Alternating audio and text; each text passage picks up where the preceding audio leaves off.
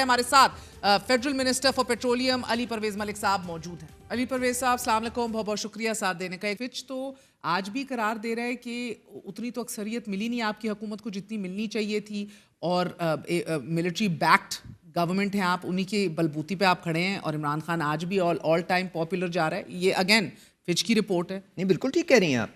गुजारिश ये है कि एक सेकंड के लिए आप इस चीज़ की देखें। अच्छा, पहले फैक्ट्स एंड एनालिसिस को अलहदा कर लेते हैं।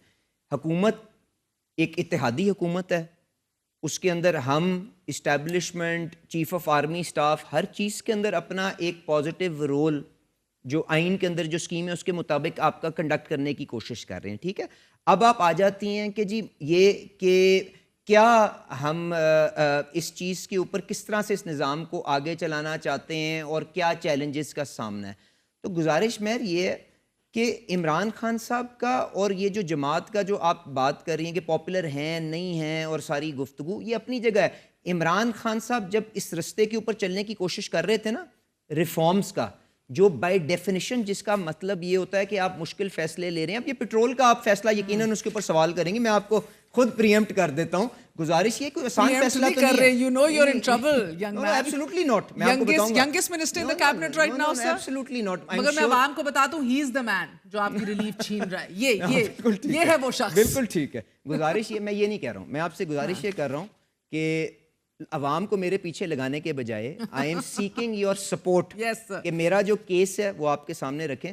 इमरान खान साहब मकबूल ज़रूर हैं, इसलिए नहीं कि वो सही बात कर रहे हैं, वो इसलिए ये कि लोगों की तकलीफ़ के ऊपर वो सियासत करने की कोशिश कर रहे हैं।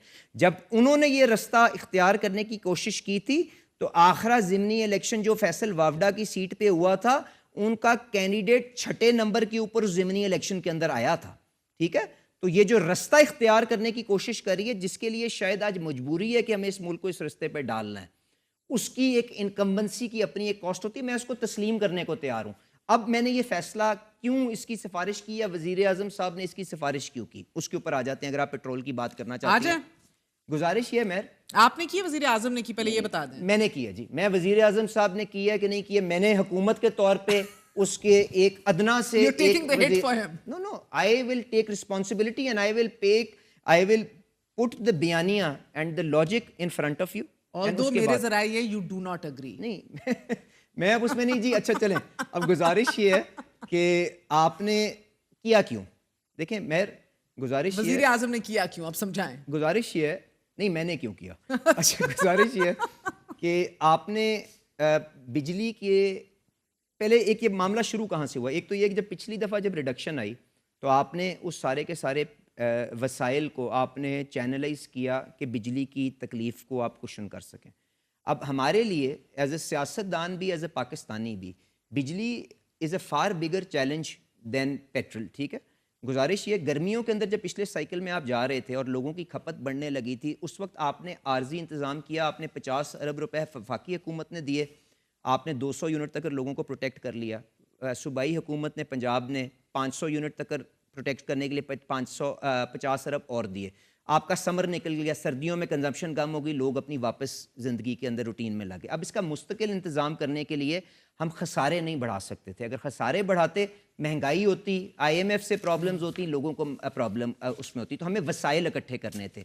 तो हमने तकरीबन 1.5-2 रुपए की जो रिडक्शन जो बिजली के अंदर की, उसके लिए वसाइल उस PDL से इकट्ठे किए जो 70 रुपए के ऊपर, और हमने कीमतें बरकरार रखी, ठीक है। तो हमारा ये ख्याल था कि जी क्योंकि खित्ते के अंदर जो इंडिया, बांग्लादेश, श्रीलंका, नेपाल जो हमारे जैसे मुल्क हैं, उनके अंदर कीमत सस्ती तरीन है पाकिस्तान की और बिजली महंगी तरीन है, और बिजली is a far bigger issue. तो हमने वसाइल उसकी तरफ डाइवर्ट करने की कोशिश की और आवाम से ये वादा किया कि जो वसाइल इकट्ठे करेंगे पेट्रोल की कीमत को बरकरार रख के उससे कहीं ज़्यादा आपको बिजली की शक्ल में देंगे। तो हमने 7.5 रुपए की 2 रुपए के सामने रिलीफ लोगों को दे दी। अब आज क्या सूरत हाल है? आज गुजारिश ये है मेर कि आपका एक सूबा है जिसके अंदर लोग ये आवाज़ उठा रहे हैं कि हमारे वसाइल, चाहे वो मादनियात की शक्ल के अंदर हों, चाहे वो हमारी गैस की शक्ल के अंदर हों, हमारे जो वसाइल हैं उनसे सारे मुल्क ने फ़ायदा उठाया है। और आज बलूचिस्तान के अंदर आग लगी हुई है, اور ہمارے پاس کوئی ایسی ایک فیسلٹی بھی موجود نہیں ہے جس سے ہم اپنی معیشت کو بحال کرنے کی, اپنی ٹریڈ اور اپنی کنیکٹیوٹی کو بحال کرنے کے لیے ہم اس کو لیوریج کر سکیں.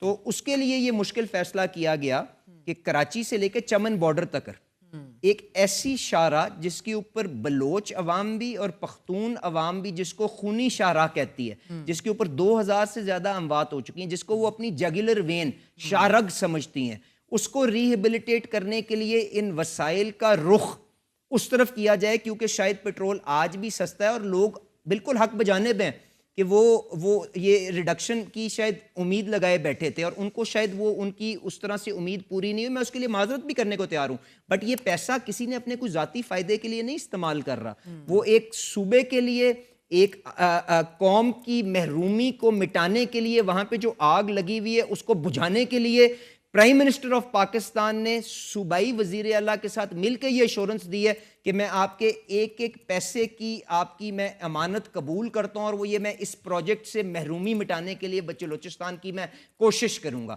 تو میرے خیال سے بالکل مشکل فیصلہ ہے, شاید آپ کو مجھے پسند ہو نہ پسند ہو, بٹ اس کے پیچھے ایک بڑی نیت, بڑا مقصد ہے کہ پاکستان کی حیت اور اس کی نیشنل یونٹی اور اس کی جو کوہیژن, جس کے اندر بہت سے لوگ اس کے اندر نفرتیں بونے کے لیے, شرارتیں کرنے کے لیے موجود تھے, ان کو بیک فٹ پہ ڈالنے کے لیے یہ ایک مشکل فیصلہ لیا گیا. اور اس میں کوئی اکنامک میں آرگیومنٹ نہ پیش کر رہا ہوں نہ آپ کے سامنے کر رہا ہوں.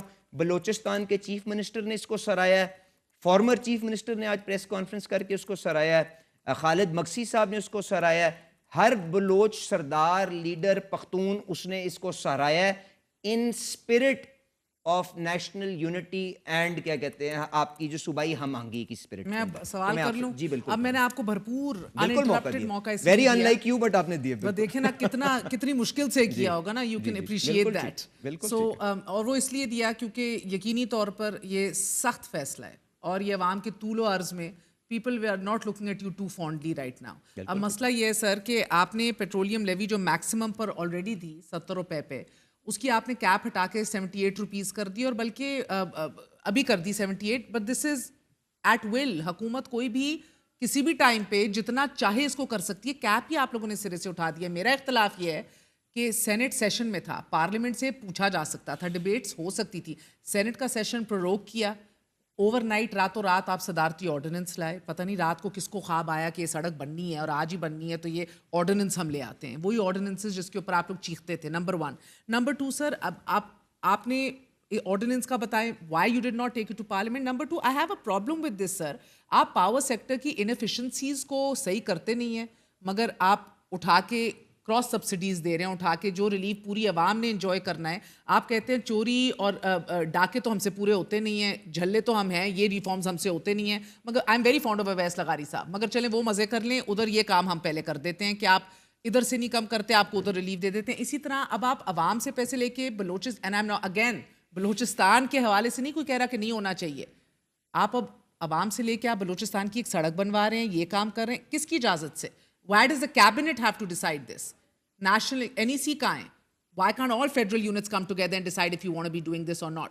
ان کے جواب دیں, then I'll ask you more. چلیں بالکل ٹھیک ہے. اب آپ نے گزارش کی کہ یہ جی ان پریسیڈنٹ سطح کے اوپر آپ PDL کو لے کے آگے ہوئے ہیں. دیکھیں مہر گزارش یہ ہے کہ ٹیکس کسی بھی شکل کے اندر ہو وہ ایک بوجھ ہوتا ہے, اور میں آپ سے اس چیز کو کنسیڈ کرتا ہوں کہ انڈائریکٹ ٹیکسیشن کا ایک ریگریسو افیکٹ بھی ہوتا ہے کہ جی وہ ایک عام آدمی کے اوپر زیادہ بڑے بوجھ کے طور پہ آگے آتا ہے بنسبت اس کے کہ ہم کسی کی آمدنی کو ٹیپ کر کے ان چیزوں کو کریں.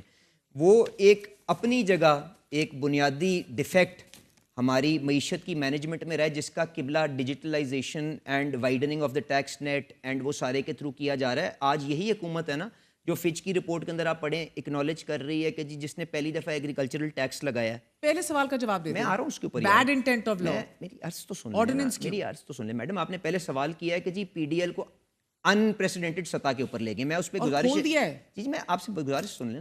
جی مجھے معلوم ہے جی.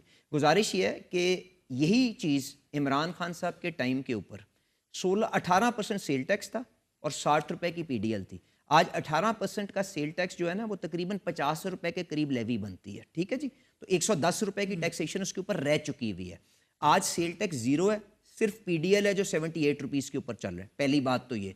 اب کہ جی وہ سیلنگ ختم ہو گئی ہے, وہ بالکل اس وقت سیلنگ ختم ہو گئی ہے اس پہ, ٹھیک کہہ رہا ہوں نا جی, سیلنگ ختم ہو گئی ہے, سیلنگ ختم ہو گئی ہے, بالکل ختم ہو گئی ہے, کیونکہ ہمیں یہ نہیں پتا تھا کہ فلیٹس جب کمپلیٹ ہوگا تو کیا لیول آف پرائس ریڈکشن آنی ہے. وہ اب ہمارے سامنے آ گئی ہے 7 روپے اور 8 روپے ایک فیول کے اندر, ٹھیک ہے. اتنی ہی پرائسوں کو برقرار رکھ کے مینٹین کیا گیا ہے, اور آرڈیننسز جو ہوتے ہیں have to be laid before the parliament, and وہاں پہ جو ہم سینٹی اینڈ اس کے اوپر جو سیلنگ لانے کی ہوگی وہ وہاں پہ دیکھیں آرڈیننس پاس ہی نہیں ہوگا اگر یہ خدشات وہاں پہ کلوز نہیں ہوں گے. آپ سیلنگ لائیں گے, اب دیکھیں اس میں سیلنگ ہونی چاہیے, بالکل ہونی چاہیے, میں آپ کے ساتھ اتفاق کرتا ہوں, میں آپ سے اتفاق کرتا ہوں, بٹ اس کا ایک ٹیکنیکل ریزن تھی نا آپ کا. ٹھیک ہے, ہو گیا, آگے چلتے ہیں نا, تیز چلنا ہے ذرا سا.